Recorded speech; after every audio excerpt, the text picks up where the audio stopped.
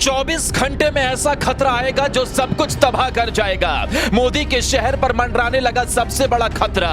दिल्ली में शाह को बुलानी पड़ी मीटिंग, ऐसी तबाही पहले कभी नहीं देखी होगी। 48 साल बाद अरब सागर के ऊपर मंडरा रहा चक्रवात असना।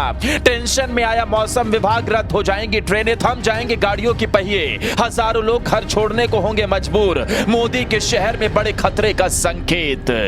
गुजरात में भारी बारिश और बाढ़ ने हाहाकार मचा रखा है। इसी बीच गुजरात पर अब चक्रवात असना का खतरा मंडरा गया। इस चक्रवात की वजह से कच्छ और सौराष्ट्र में भारी बारिश की आशंका है और ऐसे में 48 सालों में ऐसा पहली बार होने वाला है जब इतना बड़ा चक्रवात का खतरा पूरे राज्य के ऊपर मंडराने लगा है, जिसे लेकर गुजरात से लेकर दिल्ली तक भी खलबली मच गई है। खुद अमित शाह लगातार मीटिंग पर मीटिंग ले रहे हैं। मोदी तक भी पूरी बात पहुंच चुकी है और मौसम विभाग से हर एक अपडेट उन तक पहुंचाया जा रहा है। दूसरी तरफ मौसम विभाग भी इस चक्रवात को लेकर अभी से अलर्ट है। यहां तक कि लोगों की सुरक्षा का पूरा प्लान तैयार कर लिया है। गुजरात के सौराष्ट्र कच्छ क्षेत्र पर एक चक्रवात बन रहा है, जिसके शुक्रवार को अरब सागर के ऊपर उभरने और ओमान तट की ओर बढ़ने की उम्मीद है। इस दौरान गुजरात और उत्तरी महाराष्ट्र के तटों के साथ साथ समुद्री इलाकों में अगले 2 दिनों तक करीब 65 किलोमीटर प्रति घंटे की तेज हवाएं चलेंगी। यहां तक कि मछुआरों को अगले कुछ दिनों तक अलर्ट रखा गया है और समुद्र में न जाने की सलाह दी गई। लेकिन सबसे हैरान करने वाली बात जो मौसम विभाग ने बताई है कि अगस्त में 1976 के बाद अरब सागर के ऊपर उठने वाला यह पहला चक्रवाती तूफान होगा। उस समय यह चक्रवात ओडिशा के ऊपर विकसित हुआ था। इसके बाद यह चक्रवात पश्चिम उत्तर पश्चिम की ओर बढ़ा था।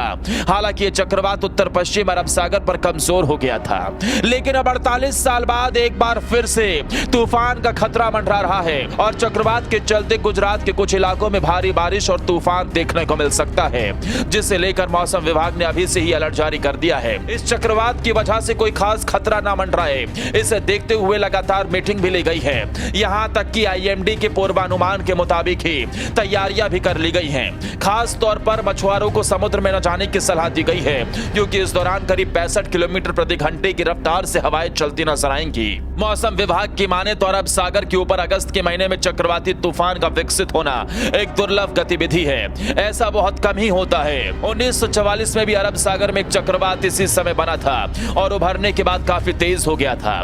हालांकि बाद में वो समुद्र के मध्य में कमजोर हो गया। इसके अलावा दक्षिण गुजरात तट के पास 1964 में एक छोटा चक्रवात विकसित हुआ था, जो तट के पास जाकर कमजोर हो गया था।